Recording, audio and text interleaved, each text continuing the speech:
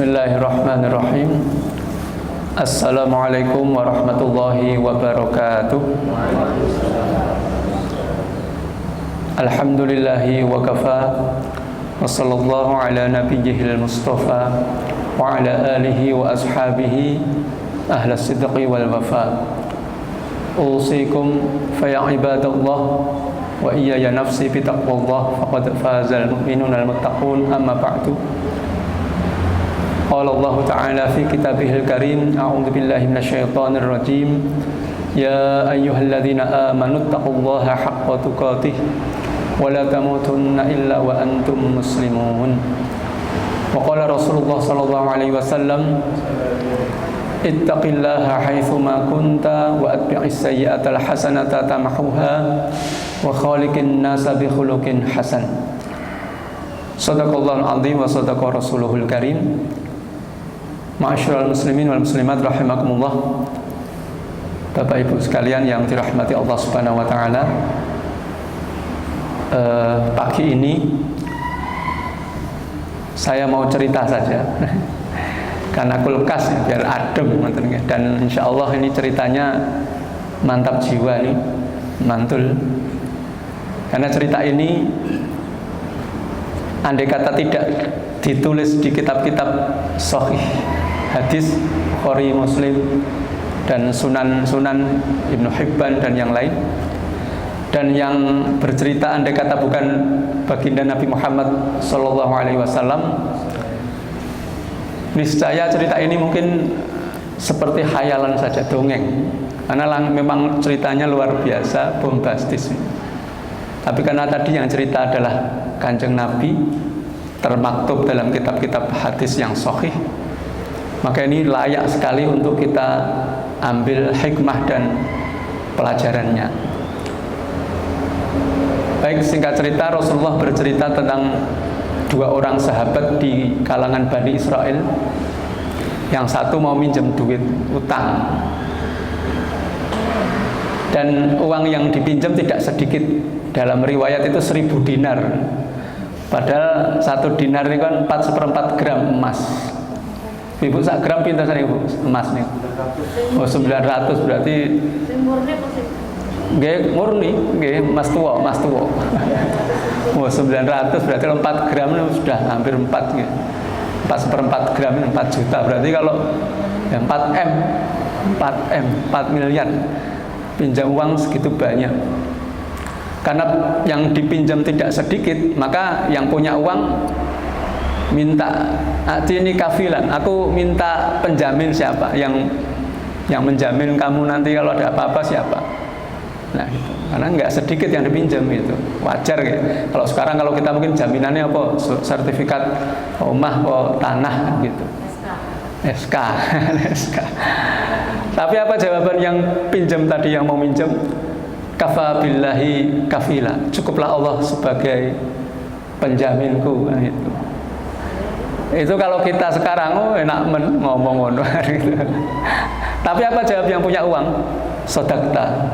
Bener, ucapannya bener memang. Siapa sebaik-baik penjamin kalau bukan Allah? Kafa billahi kafila, cukuplah Allah sebagai penjaminku. Sodakta. Ya wis kalau gitu atini syahidan, aku minta saksi lah. Kalau saksi ini sopo? 4M loh, 4M 1000 dinar 4M, masa ada saksi 11. Dulu enggak ada HP, enggak bisa direkam gitu. Saksinya siapa? Kembali yang pinjam jawab wa kafa billahi syahida, cukuplah Allah sebagai saksiku. Sodakta, bener meneh kowe gitu. Nanti mau modal dengkul ya, modal badan tok minjam 1000 dinar loh. Zaman sekarang seperti itu mustahil diberi pinjaman. Tapi ada hikmahnya. Jadi ada orang Islam itu, dan memang sejujurnya orang Islam itu al-aslu fil Islam atau al-aslu fil mu'min al-adalah, atau maksudnya orang yang beriman itu aslinya itu orang yang jujur, yang di hati, yang di mulut kan sama. Karena kalau bohong itu kan ciri orang munafik, bukan orang beriman gitu. Jadi kalau orang beriman sampai membawa nama Allah dalam ucapannya, maka tentu tidak main-main. Jadi dalam fikih itu ada namanya al-yamin al-ghamus, sumpah yang menenggelamkan. Maksudnya sumpah yang menenggelamkan orang ke neraka jahanam.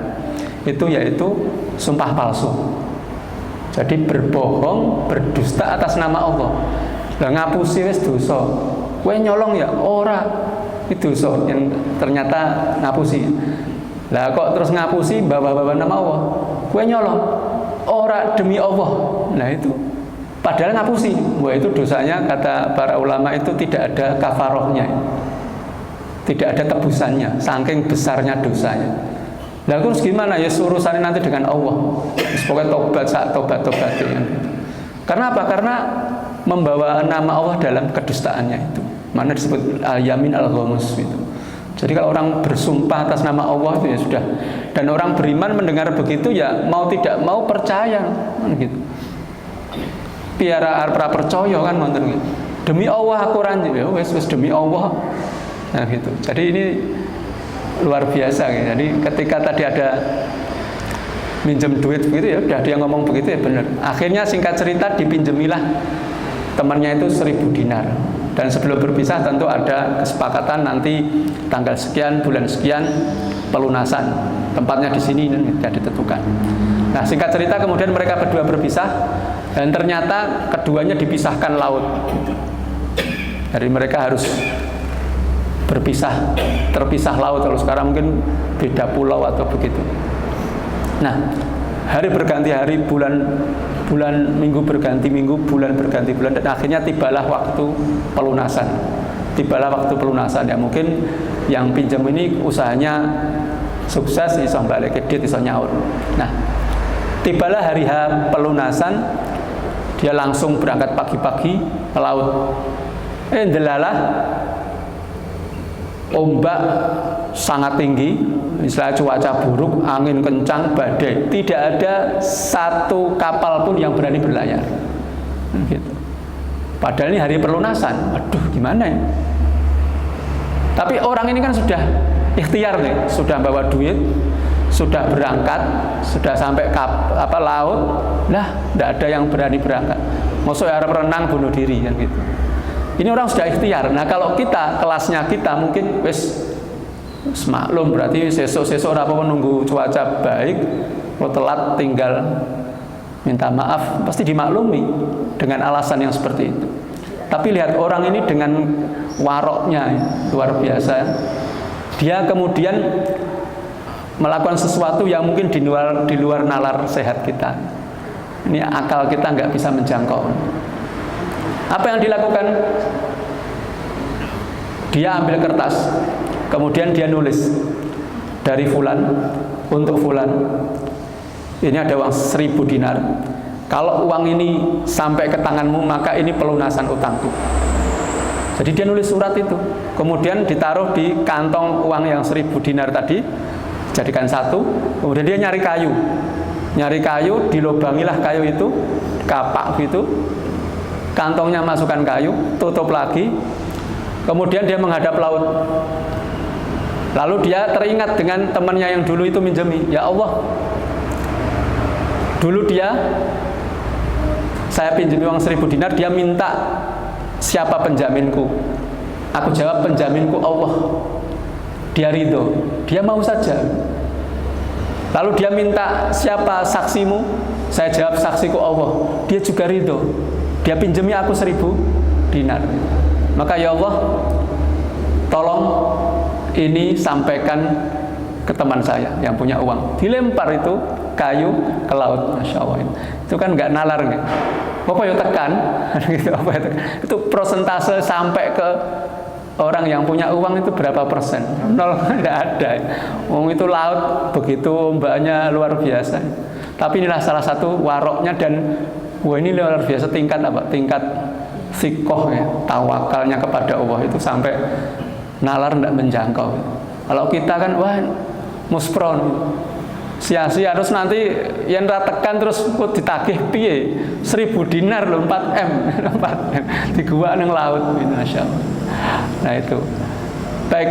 Kemudian kita kembali ke ini sisi yang lain.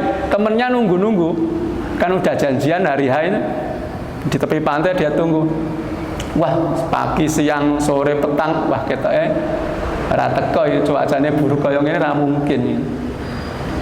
Hampir putus asa dia juga nggak ngerti juga mana ada keajaiban kan nggak tahu. Pokoknya yang jelas tidak mungkin datang, tatanan dohirnya begitu sudah. Nah ini kuasanya Allah ini. Tiba-tiba sebelum dia mau pulang, dia lihat di tepi pantai itu kayu kompal-kampul itu, kampul-kampul kayu. Yang nggak mungkin gagas jeronin ada 1.000 dinar, nggak mungkin kan gitu. Tapi pikirannya dia saat itu, wah, mosok mulih tangan kosong. Aku wis pamit karo ibuke nang omahku iku mulih nggo duit 1.000 dinar gitu. Mosok ora nggo apa-apa. Wis enek kayu kan mbok menawa wis nggo anget-anget awak dibakar, di kayu bakar atau untuk masak. Jadi kepikirannya cuma itu. Akhirnya diambil kayu itu. Masya Allah. Sampai di rumah ya dipecel pakai kapak, dilalah ada kantong isinya surat tadi dari temennya, dari fulan, untuk fulan ini kalau sampai ke tanganmu ini pelunasan utang. Masya Allah itu. Tekan. Tapi orang ngerti mereka nggak betul ngertos. Nggak ada HP ya, SMS tekan turun nggak ada. Zaman dulu Bani Israel itu. Nah kembali ke orang yang tadi. Orang tadi ini juga paham apa yang dilakukan kemarin itu hanya kehati-hatian. Secara syariat itu tidak bisa diterima, tidak bisa diterima. Nanti ditakin di wes tak kirim tak lempar laut yo, akal-akalan tok ngapusi, tidak bisa diterima akal. Secara syariat itu tidak mutabar, gitu. Makanya dia yakin, dia sadar. Akhirnya dia punya uang 1.000 dinar lagi, jadi ngetokke nyilih 1.000 dinar, baliknya 2.000 dinar. Jadi dia besoknya ketika cuaca baik, dia bawa uang 1.000 dinar lagi, berangkat pakai kapal yang paling pertama kali berangkat, dia mau nyaur lagi.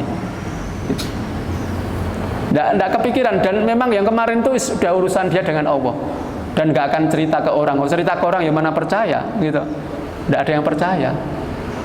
Tapi itu bukti bahwa dia istilahnya amanah kepada Allah, bahwa dia menunjukkan dia sungguh-sungguh kan gitu. Bahkan rela double, kudune balik ke 1.000, balik ke 2.000. Memang 1.000 8M tuh berarti 8M. Tapi tidak apa-apa, dia sudah siap dengan konsekuensinya. Dia bawa 1.000 dinar lagi, dia berangkat pakai kapal pertama sampai ke tempat temannya. Kemudian singkat cerita ketemu, kemudian minta maaf kemarin tahu sendiri cuaca buruk, jadi saya tidak bisa datang. Tapi kali ini pas cuaca baik, saya berangkat dengan kapal yang paling pertama berangkat. Ini saya bawa uang 1.000 dinar untuk pelunasan. Tidak cerita kemarin aku begini-begini, tidak cerita. Udah ini urusannya dengan Allah. Karena memang sesuatu yang di luar nalar. Gitu.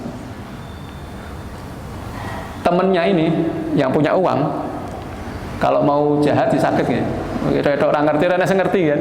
Nemu duit kayu apa yang ngerti? Tidak ada yang tahu kan. Tapi apa yang dikatakan yang punya uang? Hal arsalta li syai'an? Apakah kamu sudah mengirimkan sesuatu kepadaku? Nah, itu. Ngirim apa genah kapalnya rene sing wani berlayar. Dia menutupi kebaikan dia. Maksudnya, dan dia juga nggak kepikiran mungkin apa kayuku teko kan enggak toh. Jadi dia enggak kepikiran. Mungkin ini ngetes juga orangnya, mungkin bisa jadi. Tapi ya dijawab tadi, enggak, ini saya berangkat setelah cuaca baik. Laqad adda anka wakiluka farji rasydan. Nah, teman yang punya uang tadi sudah, wakilmu sudah menyampaikan amanahmu. Sekarang pulanglah. Gitu. Jadi maksudnya wakilmu itu Allah. Gitu. Allah sudah menyampaikan amanahmu. Masya Allah. Ini ceritakan kalau bukan yang cerita Nabi itu kan kayak dongeng-dongeng masukkan botol gitu. Ini inspirasi orang ngirim pakai botol nanti sampai kan gitu. Nah, Bapak Ibu hadirin rahimakumullah, ini ceritanya belum selesai kalau dalam riwayat Ibnu Hibban itu, dan mungkin kita sama. Kalau kita bertanya-tanya dari dua orang itu siapa yang lebih hebat? Imannya yang lebih hebat yang mana? Gitu. Ternyata para sahabat itu juga begitu. Kunna natamaro fi majlisin Nabi. Jadi kita setelah Rasulullah beranjak kondur, para sahabat sing rame dhewe. Apa yang dia sing ngutangi apa sing ngutang? Ayyuhuma aman, siapa yang diantara dua orang itu yang paling imannya paling baik kan gitu. Ada yang ngomong, wah ya sing ngutang sampai double loh, ngetokke double rapopo kan. Ora apa sing duwe duit itu resiko duitnya belandangke yo sapa sing arep ngerti kan gitu. Terus dia jujur dengan dapat duit seperti itu. Intinya dua-duanya luar biasa kan gitu. Intinya dua-duanya luar biasa sampai para sahabat pun juga udur apik sing ndi kan gitu. Nah, Bapak Ibu rahimakumullah, pelajarannya yang tentu banyak kita ambil. Yang pertama tentu jelas amanah, kejujuran jelas, tapi juga ada tawakal. Kalau dalam Sahih Bukhari, Imam Bukhari memasukkannya dalam bab kafalah. Dalam bab kafalah ini penjamin itu. Memang ya masuk juga, tapi di situ terkait kafalah, terkait kejujuran, amanah, dan terkait tawakal gitu. Yang pertama tentang amanah, kejujuran, tawakal, saling berkesinambungan. Jadi ada sebuah hadis yang terkait masalah hutang atau sesuatu yang berkaitan dengan hak orang. Man akhoda amwalan nas, dalam sebuah hadis, barang siapa yang mengambil harta manusia, maksudnya dengan cara yang baik, misalnya utang, barang siapa kan kita mengambil harta orang, pinjam, utang, yuridu ada'ah, tapi niatnya itu memang ingin mengembalikannya. Ini namanya utang itu kan hal yang lumrah, maklum lah, dimaklumi, bahkan Rasul saja pernah utang begitu. Tapi kan niatnya bagaimana? Kalau yuridu ada'ah, dia niatnya memang nanti suatu saat kalau sudah punya uang akan mengembalikan, at-tawwahu an, Allah yang akan melunasinya. Nah, waman yuridu itlafaha atlafahu. Tapi kalau orang niatnya pinjam duit utang itu nanti pengen belenjani, ora arep nyaur, malah betul-betul orang mungkin iso nyaur, dibikin susah oleh Allah, atlafahu, dihilangkan itu, tidak bisa dia melunasi kan gitu. Maka orang itu tadi karena memang betul-betul pinjam untuk kemudian dikembalikan, Allah yang melunasi kan gitu. Allah yang melunasi. Secara hitungan akal manusia nggak akan bisa itu. Kalaupun bisa terlambat kan gitu. Tapi bisa hari H tepat pada waktunya dengan cara yang luar biasa. Kita tahu Allah Maha Kuasa kan. Tapi yang kedua, ini hikmah yang luar biasa adalah tingkat tawakalnya ini yang luar biasa.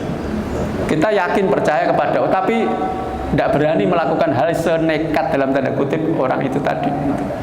Rela kehilangan 1000 dinar percuma itu di laut gitu. Tapi dia yakin dengan Allah gitu. Allah tidak mungkin menyia-nyiakan hambanya yang mempercayainya gitu. Teorinya memang begitu ya, tapi kita karena nggak yakin itu, yakin kita nggak sekuat itu. Laut, ombak, kayu, itu semua kan tentara-tentaranya Allah gitu. Wa ma ya'lamu junuda rabbika illahu, itu Allah yang paling tahu. Jadi Allah kalau mau menggerakkan sampai ke tempat orang itu gampang kan gitu. Cuma yakinnya itu yang tidak ada gitu. Kalau kita tadi kan cukup wis nunggu terang, nunggu cuaca apik, lagi mangkat ya. Telat rapopo mesti ya dimaklumi kan gitu. Itu yang kedua. Nah, sekaligus ini memberikan kita satu pelajaran bahwa ya, tingkat keyakinan, kepercayaan kita kepada Allah itu memang sangat lemah. Bahwa Allah itu al-mu'assir, Allah yang memberi dampak, pengaruh baik, buruk itu kita lemah sekali. Kita betul-betul lemah. Dan penyakit tawakal itu kan ketika seseorang mulai bergeser tawakalnya dari Allah ke asbab, ya, ke hal-hal yang menjadi sebab-sebab tawakal itu. Sering tanpa sadar kita bergeser tawakal kita. Gampangannya contohnya obat, aku yang ngombe obat iki ramari. Nah, yakinnya kepada obat. Yang aku ngombe obat ketok ramari. Nah, itu kan kita sudah bergeser. Atau mungkin sesuatu yang halus yang tanpa kita sadari kita sudah bergeser dari ketawakalan kita kepada Allah, itu kita bergantung kepada diri kita. pede. Nah, itu hati-hati, pede, percaya diri, wah aku wis kerja keras, aku disiplin, mesti beres. Belum tentu kan gitu. Nah itu karena apa? Karena kita diuji dengan Allah dengan merasa hebat, merasa kuat. Nah, akhirnya kemudian kita merasa mampu.